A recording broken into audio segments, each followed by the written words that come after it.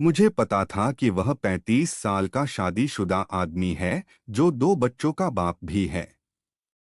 इन सब चीजों के बाद भी हमने अपनी बातें शुरू कर दी। इतना ही नहीं, हमने अपना नंबर भी एक दूसरे के साथ बदल लिया। देखते ही देखते हम एक दूसरे के करीब आ गए और एक दूसरे के बेस्ट फ्रेंड बन गए।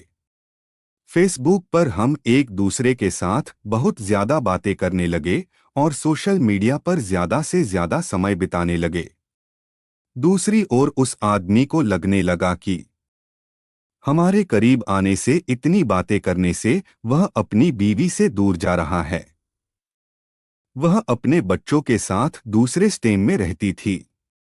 वह मुझसे बोलता था, अभी पता नहीं, मैं सारा दिन तुम्हारे बारे में ही सोचता रहता हूँ। मुझे अफसोस है इस बात पर, मैं नेचर से काफी शर्मीली थी। मेरे काफी अच्छे दोस्त भी थे, लेकिन मुहाफिज जैसा दोस्त होना काफी स्पेशल था मेरे लिए। 1 महीने की चैटिंग के बाद हमने स्काइपिंग करना भी शुरू कर दिया। हम उस पर बातें कम और एक दूसरे को घंटों निहारा करते थे। एक रात वह मेरे साथ वीडियो कॉल पर था। उसने बोला, ऐसे देखते देखते कहीं प्यार ना हो जाए। खैर, अब हम रोज ही वीडियो कॉल करने लग गए। हम इतने पास आ चुके थे कि अब हम एक रियल कपल की तरह बिहेव करने लगे थे। हम रोमांस करते, एक दूसरे को चिढ़ाते और थोड़ी लड़ाइयाँ भी करते। कहने का मतलब था कि एक 18 साल की लड़की को 35 साल के आदमी से प्यार हो गया था। जिस तरह से प्यार की कोई उम्र नहीं होती, उसी तरह से हम दोनों को भी अपना रिश्ता बिल्कुल गलत नहीं लगा। हमें नहीं लगा कि हमने कुछ गलत काम किया है। इसी दौरान इसकी बीवी और बच्चे इससे मिलने आए, पर वह फिर भी मुझसे बातें किया करता था। यहाँ तक कि वह अपनी बीवी के सामने भी मेरी कॉल उठा लेता था। उसी दौरान उसकी बीवी उस पर शक करने लगी, क्योंकि अब वह पहले जैसा बिल्कुल भी नहीं रहा। एक रात की बात थी, जब ये दोनों बेड पर सेक्स के लिए गए। तभी इनके फोन पर मैंने मैसेज और अपनी फोटो भेजी। इनकी वाइफ ने उठका फोन जैसे ही खोला, मेरी फोटो उन्हें दिखी। उसकी वाइफ ने कोई रिएक्शन नहीं दिया, बस दीपेश को जोर का थप्पड़ मारा और रोने लगी। 3 दिनों के बाद वह घर छोड़कर चली गई।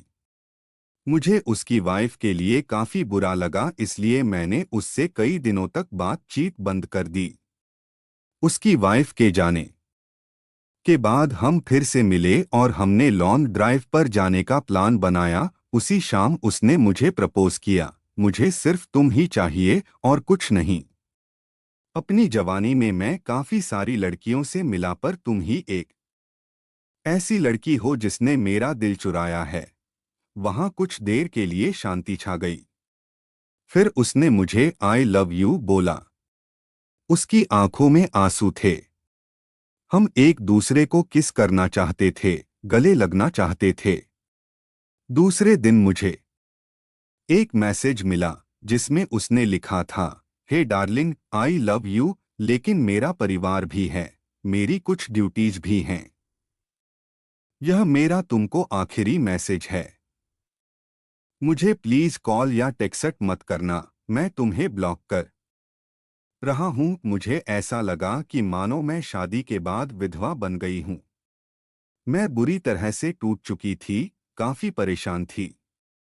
3 महीने बीत जाने के बाद मैं एक लड़के के साथ रिलेशनशिप में आई। एक दिन मेरे पास किसी दूसरे नंबर से दीपेश का मैसेज आया, बानी, इज दैट यू, प्लीज मेरी लाइफ में दोबारा वापस आ जाओ, मैं तुम्हारे बिना नहीं रह सकता। मैं समझ गई कि यह उसी का नंबर है और फूट फूट कर रोने लगी। 1 घंटे की चैटिंग के बाद मेरा दिल फिर से पिघलने लगा। मेरे बॉयफ्रेंड को इन सब चीजों के बारे में कुछ नहीं पता था। मैंने उससे सब कुछ छुपा कर रखा था। मैंने उस पूरी रात केवल दीपेश से बातें की। एक दिन दीपेश ने मुझे अपने घर पर लंच के लिए बुलाया था। मैंने हाँ कर दी और चली गई। घर जाकर मैंने देखा कि वह खाली था और वहां केवल दीपेश के कोई नहीं था। उसने मुझे अंदर बुलाकर फ्रेश होने के लिए बुलाया। उसने ढेर सारी बातें की और खाने की टेबल सजाई।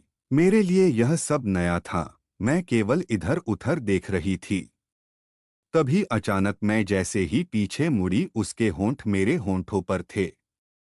हम एक दूसरे को किस करने लगे। मैं भूल गई वह कौन है और मेरी उम्र कितनी है। वह पहला टाइम था जब मैं किसी के साथ सेक्स कर रही थी, वो भी ये जाने कि हमने प्रोटेक्शन ली है या नहीं।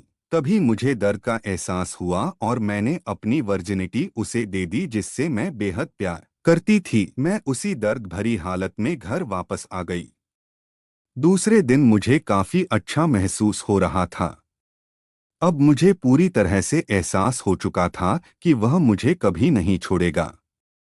प्यार का एहसास हुआ। अब मैं प्यार पाने के लिए इतनी ज्यादा एक्साइटेड नहीं थी। वर्जिनिटी खोने के बाद मेरी सोच काफी बदल गई।